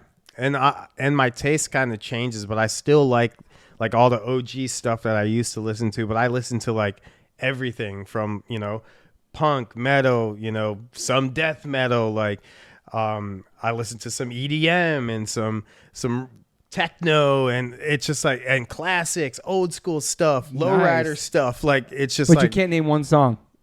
I could probably name a song. I can't. And hip hop too? Hip hop too. Yeah. Yeah. I listen to hip hop too. That's crazy. Just sound. It's not lyrics. It's not flow. It's not choruses. It's not. It's like a sound for me, man. It's weird. Like I swear, and it's been like that. So you never all bought my life. vinyl or CDs or stuff like that? I bought some CDs when I was younger, Okay. but I think I only bought like 3 CDs my whole life. Wow. Yeah. I listen to the radio. Listen to the radio. That's pretty interesting. Then like iPods came out. iPods. What about music for like your skate parts? Do you pick the music? I mean, I'll have like songs that I like the sound of, and I'll like save them in my Spotify, and then I'll send them to like Andrew to like if he wants to use it for my part or not, and then he'll like send me a song and be like, "Yo, I really like this song," or a couple songs, and I'll just kind of choose one from that. That is in a wild, way. Man. Yeah. So you never played instruments, obviously. Never, yeah. No. What about concerts? Been to concerts before? I'm sure. I think I've been to 2. Wait a second, bro. Wait a second. You've seen 2 live concerts your whole life. You're 37. Yeah. Wow, yeah, man. Yeah. Do you remember what the concerts were? I went to, I don't know, the first concert, I don't know who it was. It was back in the day. Yeah. Was it like a rock concert or like a? I think it was like a rock concert. The second concert was Sue George. He did like the Life Aquatic soundtrack. Okay. Where it was like a bunch of David Bowie songs. That's sick. That were like remade. Okay. So that was really cool. And that was at the Hollywood Bowl. Oh yeah. So I remember that. A lot there. That's cool. Yeah, it was really nice. Good night. And then I don't think I've been to another one. Damn, that's pretty crazy. It's pretty. Oh, cool. I was at a Wu-Tang concert. Okay, here we go. I was at a Wu-Tang concert. The recent one, this tour that came through. Yeah, it was in Red Rock, Wu-Tang, Nas, Colorado, and Biggie. I mean, Wu-Tang, Nas, and Buster. I think it was this past summer. It might have been this past summer. It was at the Red Rock. Yeah, they had to be Colorado. this tour. I just saw it in L.A. It was incredible. Yeah, it was dope though. Yes, but they had the whatever the chamber movie playing in the background, so it was going with the movie. It was super dope. That's it. We saw the same one. That was incredible, man. Hell it's like yeah. the Hollywood Bowl. Okay, sick. If you've only seen 3 and one of them is Wu-Tang, you're good to go. That's crazy. Yeah, so music's not. That's it. You're probably one of my first guests ever that really doesn't fuck with music like that. It's cool. It's interesting, especially being a skateboarder too. I know it comes hand in hand so much. It's just very strange. I mean, I just spent a lot of my time out on the street skating. Yeah. And like I told you earlier in this podcast, like Yeah. I've been distant from the real world for a long time. Yeah. And then I just kind of came to. Well, welcome. Welcome to the world. Like you're not even skating with headphones on or nothing. I would. Yeah. Just When with like sounds, though. Yeah.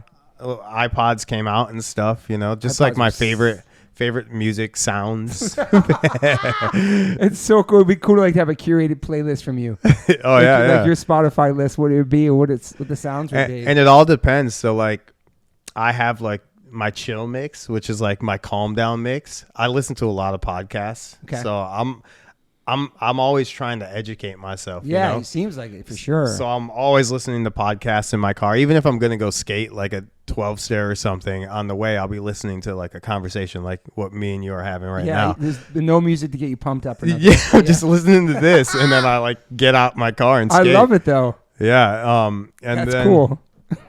Yeah, so I have a chill mix to calm me down as I'm driving home if I'm not listening to a podcast, and then I have like my workout mix, which is just all like techno and EDM. It's just like a bunch of beats. Yeah. So there's no you know, there's no singing or anything. It's just that. And then there's like other songs that hype me up that I'll listen to sometimes too, that are like classics and stuff. Wow, man. Yeah, it's pretty amazing. Pretty jacked. So, what's like your daily rituals? Are you a coffee guy in the morning? What do you want? I'll wake up. I drink like maybe 20. I have coffee right now. Sorry. Yeah, I got like 20 ounces of water when I wake up. Usually, I put salt in there. No lemon. No lemon, just salt. Yeah, you hear and people water. do lemon. Yeah, salt and water. Okay. I just kind of down that right away. Why salt? Just help hydrate the body. Okay. So I'll have that right away as my coffee's brewing. I'm not like a crazy coffee dude. I like just an old school diner coffee setup, you know, drip setup. So I do that. Coffee, a lot of heavy cream in there for fat and calories. So I just put a bunch of that in there. And then I usually have a couple pieces of fruit, some kefir, and either I'll have... What's kefir? Kefir is like, it's like a yogurt kind of, milk yogurt kind of dairy thing. So it has a lot of protein in there. So I'll have that, or I'll have some eggs, but it depends. If I'm going to train in the morning, I probably won't eat heavy, so I won't eat eggs. I'll save those for the end, and I'll probably have those raw. Wow, okay, like Rocky style. Yeah, I'll just put them in my shake, my protein shake or something. They just go down easier than cooking them sometimes. I'm just like, well, just get my eggs in. Just keep moving. And then, I'll either train in the morning, or if I'm going to skate that day, I'll just eat a bigger breakfast that's going to last me till like lunch or before dinner. Yeah. And then I'll just go skate. And you burn all off skating pretty much. Exactly. But throughout the day, I'll eat fruit, drink like cherry juice and stuff, because the fruit actually helps replenish the glycogen in your muscles. Cherry juice? Never even heard of that. Yeah, cherry juice. Just pure cherry juice? Well, cherry juice is an antioxidant, which brings down like the oxidative stress. So after you skate or you work out or something like that, your body is like... wow. Yeah, there's like a lot of oxidative stress in your muscles. So when you drink cherry juice, it's antioxidant, and it actually helps flush that out, which helps you feel less sore sooner. Interesting. Yeah, so I do that a lot. I eat a lot of fruit throughout the day, because fruit breaks down in your liver for readily available energy. So what kind of fruit? Just everything. Bananas, dates. Those are my favorites. Dates are great. Yeah, oranges. Those little cuties. I eat those a lot. They're just easy to bring with you. You can put them in your pocket or whatever. If you have cargos on, I'll just fill those up with some oranges. That's amazing. What about, I get fresh blueberries and I freeze them. I have those at snacks at night. That's good too? Oh, that's bomb. Okay. Yeah. Blueberries are good for you. Blueberries aren't like super high in carbs, so they're actually like a good snack at night and a good alternative to eating like what normal people fall into as snacks, like cookies, milk, and exactly. You know, all that stuff. So blueberries are great. Okay, yeah. So they're antioxidants too, right? Mm-hmm. Antioxidant.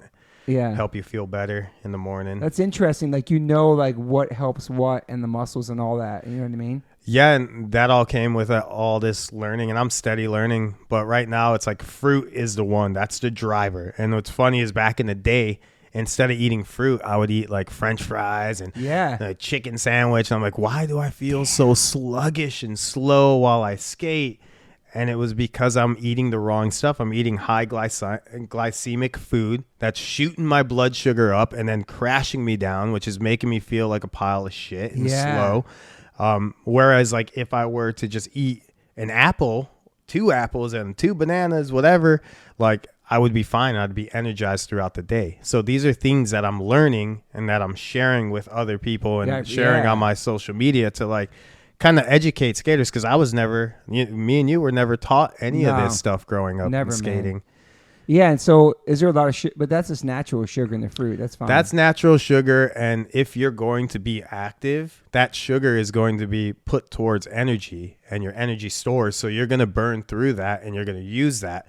Whereas like if it's 9 p.m. at night and you get a big old bowl of fucking fruit and bananas and this, that, and the other, now that sugar is actually going to turn into like the bad sugar and actually like help like make you fat and, build fat and this, that, and the other. So you want to eat fruit and sugary stuff like that, like natural sugar, throughout the day when you're the most active. Okay. Once you start calming down, like chill out on that. Instead, what you'll eat is like sweet potatoes, like starchy carbs, rice, quinoa, like that's like the kind of stuff you want to eat later on, because that stuff actually goes into your muscles and helps you feel less sore sooner. Okay, that's really good. Yeah, that's some nighttime stuff I have too. That's interesting. Yeah.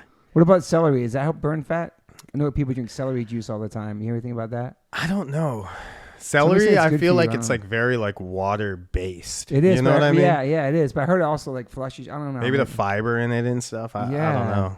I wouldn't. Do you study vegetables too or no? Not so much. Okay. No. I'm mostly like a fruit dude, like I eat fruit is funny. What about but I eat a lot of fruit, And what about nuts too? A lot of proteins in nuts and fats. I eat some nuts, not too much though. Yeah. They're also very high in calories as well. Mm-hmm. So it's good for like if you're not eating a lot of food, like nuts are great because it's like very high in calories, high in protein, high in fat, Yeah, and how about avocado? Yeah, I love avocado. So good, right? That's like a good natural fat. Mm-hmm. Good natural fat, a good oil to use too to avoid like the processed seed oils and stuff. Yeah. You're like a nutritionist too.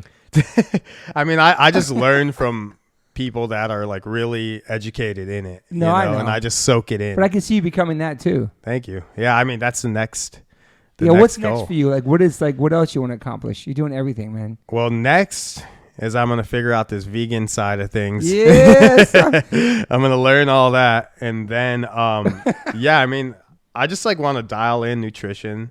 Yeah. Obviously keep learning more about fitness, about the body, about like training like an athlete and stuff. And just as much as I could soak in, I want to finish my video parts, keep skating. Yeah. Watch my son grow up to be big and strong and help him out, and I just want to keep. I want to try to inspire and motivate as many people as I can, and just keep it going. Like there's no end to it. Like only you can end it, and I'm not gonna end it anytime soon. I want to just keep going. Same, man. I want to keep going too, man. Yeah. Yeah. Just gonna take care of yourself. Your mind, body, and soul. It's super important. Exactly. Do you want to have more kids? At the moment, it's like I just had one. Yeah. He's 7 months old. Yeah. Like maybe in like a year or two when he's a little bit older. Yeah. If it comes to it, And you love in Texas? Yeah, I love Texas. Okay. It's great.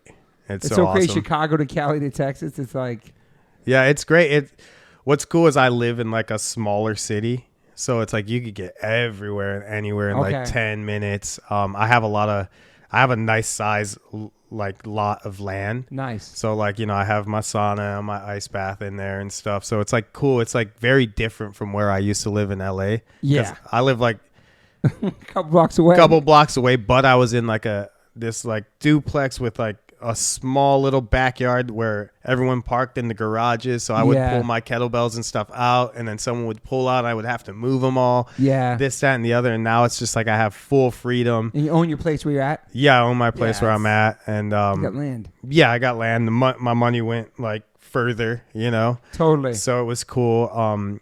So yeah, I mean, I'm super stoked. And then my wife's family lives in that same city. Perfect, man. Yeah, so they come over, they hang out, we host parties and stuff. Man. And she could work from home too, and just she's a baker, so she makes a bunch of like cool little cookies. I'll have to send you some. Okay, cool. But she's Little Sparks Jess. Little Sparks Jess. Okay. Yeah, Little Sparks cookies, and okay. She makes just a bunch of different kind of sugar cookies, and they're fucking amazing. That's awesome. And so she works with a lot of studios out here in LA, so she just sends them from home over there, you know, so it's cool. And it's cool with you traveling that she has like family back then too, holding her down too. It's nice. She's not just by herself, you know. Yeah, and it definitely helps with having a son too, you know, and me not being away. I'm over here opening a restaurant, I'm doing this, I'm skating over here, you know, and it's cool to know that family's there to keep her company and, you know, keep my son company as well, you know. It's so crazy, like just changing like your habits, like going sober from everything, how your life, where your life is now. It's incredible, dude. Dude, I know. It was just focused on everything, man. And I'm sure for you, it was the best decision of my life. You know, like back in the day, like I would have never thought of going on this journey, or like I wouldn't even see myself sitting here with you or anything.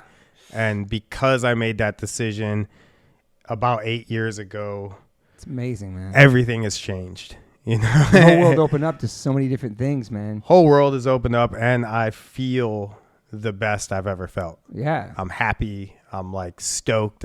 I wake up in the morning. I'm like, here high we on go. Life, man. Yeah, you know, I'm high on life. It's awesome. It's been great, man. Do you have any major regrets in your life? I mean, of course, I've done some really stupid shit when I was young and I was a partier. Yeah. But at the end of the day, I'm glad I went through all of that, and I crawled out alive. Totally. You know? I've known so many people that didn't get out of it. Yeah. And they're still in it to this day, or some shit happened. And you know, that kind of life can either make or break you, really. Yeah. And if you get out of it, you know, having all those memories from back in the day, it can really remind you of, you know, like where you've come from and how hard you've, you know, yeah, for sure. You know, how hard the struggle is everything. Yeah, exactly. Man. And having that past actually motivates me today to, you know, keep it up and keep pushing, you know, coming from that, you know. No, it's true. And I mean, I don't regret any of it. It kind of just all had to happen for me to be who I am today. Yeah, I love that. And you seem like a optimist. Yeah, for sure. Always positive person. You've always been like that. I mean, I think you manifest your own reality. Yeah. If you are grumpy and pissed off all day, like, guess what's going to come your way? Like more grumpy and pissed off things, you know? It's true. But if you focus on, things could always be worse, you know? Agreed. And if you focus on the stuff that you're happy about and that you love throughout the day, like your day is going to be so much better. Even if you're having a shitty day, you'll be like, oh, you know what? Actually, this coffee tastes great. and then you're happy, you know? And it's just. Have you always been like that throughout your life? Pretty positive? I'm sure I've gone through dark times. Yeah, for sure. You know, but I mean, once I started to realize that I manifest my own reality, I switched things around, you know, and there's some days I wake up and I just feel like shit and I'm pissed off and whatever. But then like I come back too, you know, I just, you know, go into my gym and I fucking don't want to work out, but I know I have to. And after I'm done working out, then I'm boosted with all these endorphins, or I go in my ice bath. And like, I'm realizing that now, the endorphins. I never felt that before. The endorphins, with the weights and the training and like getting winded and then jump rope and then how I feel after that. And then, dude, it's an amazing feeling, man. It's a totally different high I never had before. Dude, you like put yourself through like shitty things you don't want to do, and you fight through it. And the whole time you're pissed, but then after you're done getting through it, you're actually super happy and like nothing else can kind of challenge you throughout the day. Everything else is easy when you like go through a hard, just destructive workout or like a cold ass ice bath and like a 250. I'm not even up there yet. I'm 200. Okay. Is yours infrared or regular one? It's regular dry. Yeah, me too, with the rocks in the water. Oh, death. My God. 250 sounds horrible. You ever go in there when it's raining and like the water keeps dripping on the little thing? I didn't do it in the rain this time. It's so rough. Really? Because it's like steamy and humid at the same time and 200 degrees. You ever done the plunge in the rain? Yeah. Okay. Yeah. But I've never done the plunge when I'm sick though. Just like. Yeah, I ain't doing that shit either. Yeah. What about social media? Are you answering your DMs? Are you checking? Are you doing comments? You spend a lot of time on there? Yeah, I usually make a post and then answer as many people as I can before I get off of it. I do not like to spend time on social media. Yeah. I just like to kind of put stuff out there, Keep it moving.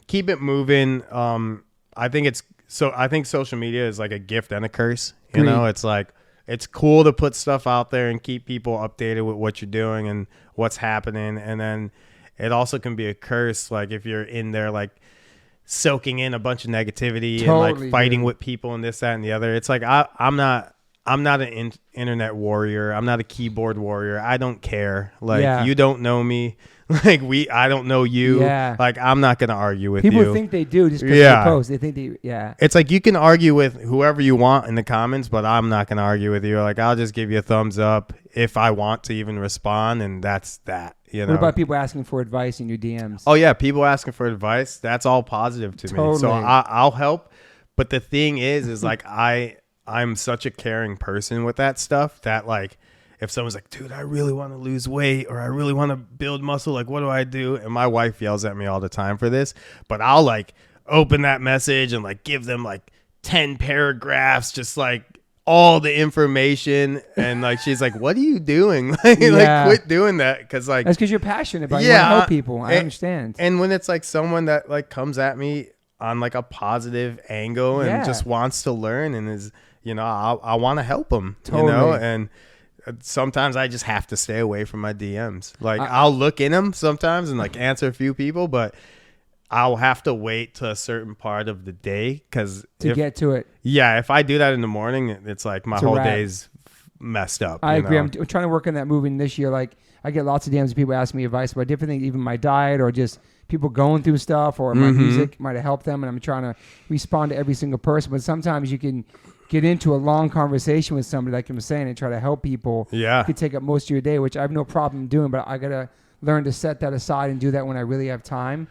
Because I do get passionate too, and I want to talk to people as well. Yeah, you're a caring person. But we're not therapists either. We're not psychologists, and we don't have all the answers as well. And we're also normal human beings that are extremely busy. Yeah. With like all these things going on, and then also taking care of yourself too. It's like our family. Yeah. You need that hour, 20 minutes to go back and forth in your sauna and your ice bath. I know. Like it's like, but I understand we do want to. I have so many similarities with you in that sense. You want to like talk to people and help people and try to answer the questions for them and stuff. And that is the beautiful thing of social media, connecting people and helping people. But then sometimes you get caught up in like a negative comment or something stupid that has nothing really to do with your life. I literally try to just stay away from that stuff. There's like a certain amount of time I feel where most of the comments are like friends and like like people that want to learn stuff or something that you post. And then there's like a certain amount of time after that where like it's just people that are playing around and just want to get like a little jump out of you. But it's like, dude, I'm fucking 37 with a son. Like, get out of here. Like, it's so true. Like, I don't have time for this so shit. Yeah, we have precious time on this earth, man. Like, I'm not a kid. I'm not trying to fight with someone over the keyboard. And hopefully these people moving forward in their lives, when they get responsibilities or wives or families, that they'll realize that life on this planet, we're here temporarily, that life is precious on this earth. You might spend time talking shit all day to people and all that. I don't. It's so baffling to me to see people wasting time doing that to strangers. I think a lot of it's just a game, just to get like jumps out of people or attention of you, and or likes. Someone liked my comment or whatever, and it's like, whatever, if that's your thing, that's your thing. But there's so much more you could be doing for yourself. In the world, in the world, in real life, yeah. There's like so much more you could be doing than, playing around on the phone. I know. Well, you're doing a lot, and I appreciate you being here, and this is awesome, and I'm glad it happened, and you're super inspiring. I'm stoked to see you up to next, and yeah, it's just great. I can't wait to see what you come up with next, what you're working on. I'm excited to get my vegan training program out of you. Yeah, I gotta get you, dude. Hell I want yeah. to skate with you too. There's Liquid Death have a mini rep in Venice. I'm trying to bring some people there soon too. It's awesome. I'll be down to do that. I'm trying to get a mini rep in my yard. That'd be sick. This year is my goal. I'm down to come out. I come out all the time. I know. So we can meet up and so do thank this. you, Ryan Kingman, for connecting us a couple years ago. Yeah, and we follow each other on social media. Punks and Poets, which you one of them. Yep. I love Stance. Stance. Yeah, man. Yeah, thank you. Make sure I covered up and check my notes. Make sure we covered your whole life. This is your life. People are going to be stoked, though. I'm really stoked on this. Dude, hell yeah. Thanks for having me. I'm stoked that we finally got to meet up and do this. Yeah, in real life, just having a conversation. Yeah, you got a lot of shit going on. We covered all of it, though. You think your burger joint would have a exclusive Toby Morse vegan burger? So at the moment, we only do one thing. Oh, one burger. We do a burger, and it's because my partner's a Michelin star chef. It's completely made that every bite makes sense, and it's like the perfect burger. Okay. In our mind, that's sick. So we give a vegetarian option, which we haven't made it to the vegan option yet. But, there is a possibility that we do make a vegan option. Yeah, there's options everywhere now. Mm-hmm. It's cool. You can hang out, you're meeting your friends and your vegan friends and go to a place and eat together, which I think is beautiful because not all my friends are vegan. And to go to spots where each person can have something, it's cool. And something delicious as well. Yeah, exactly. And I think with my friend's background, I'm sure he can make something really delicious that's vegan. I'm excited to see you all this stuff. You can become a chef, a fucking nutritionist, everything else, man, a supermodel, everything else you got going on. Thanks, man. I appreciate that. Well, thank you for being here, and thanks for listening, everybody. Yeah, man. Thanks for having me. All right, brother. I always ask my guests if they have any regrets. I personally don't have any regrets. Even when it comes to my tattoos, I have the silliest tattoos. Even my ET on my leg, it's still a childhood memory for me, and I love it. I've had tattoos on top of tattoos strictly because I wanted more tattoos. I started getting tattoos when I was 18. I'm 52 now, and I can't stop. I've had laser treatment before on something on my arm. It's 4 tattoos on top of each other. And that experience at that place was pretty fast. It was pretty cold. It was in and out, swipe the credit card. Don't really tell me much. Didn't give me much details or anything was going to happen. So I never went back. So as of most recently, I'm so lucky enough to have had 2 sessions at Removery Tattoo Removal. My tattoo on my arm that looks like a big black blob is now super light. I've had 2 sessions. I have a long road ahead of me. None of this stuff happens overnight. You cannot take a tattoo up in one sitting. You have to be patient. And it's painful. They ice you up. It's super fast. To me, it felt like a bunch of rubber bands. But what's more painful than that is looking at something on your body that you think you're stuck with for the rest of your life. That sucks. But now for me, I'm really happy I started this journey. I'm slowly going to get this tattoo removed. I never thought in a million years I have any kind of real estate on my arm. I don't even know what I want, but it's exciting. I'm so honored to announce that One Life One Chance podcast is now with Removery. I have a code. Use TobyH20 and get $100 off your first session. Call 866-934-4570 or go to Removery.com. One of the most experienced tattoo removal companies in the world. Over 600,000 removal treatments done. 100 locations, US, Canada, and Australia. State-of-the-art peak-away laser technology, cryotechnology to reduce any discomfort. This is so exciting for me because all I do in these podcasts is talk about tattoos. From day one, if you've been listening to this podcast, talk about tattoos, talk about getting removed, talk about getting covered up. So this is such a perfect fit for me. Once again, go to Removery.com or call 866-934-4570. Use my code TobyH20 and get $100 off. These guys are located everywhere. Try it out. Yo, people always ask me what kind of frames I'm rocking. I've been rocking Caddis for a couple years. They make amazing progressive readers, which I wear. Also, they make sunglass readers, anti-glare, anti-smudge coating, anti-scratch, and anti-aging. That's why I look mad young when I wear them. I'm just kidding. But they make amazing frames. Caddis, so stoked to have you guys part of the podcast. You can go to caddislife.com/Toby10 and get $10 off your first purchase. Stoked. Thank you, Caddis. Welcome to the fam.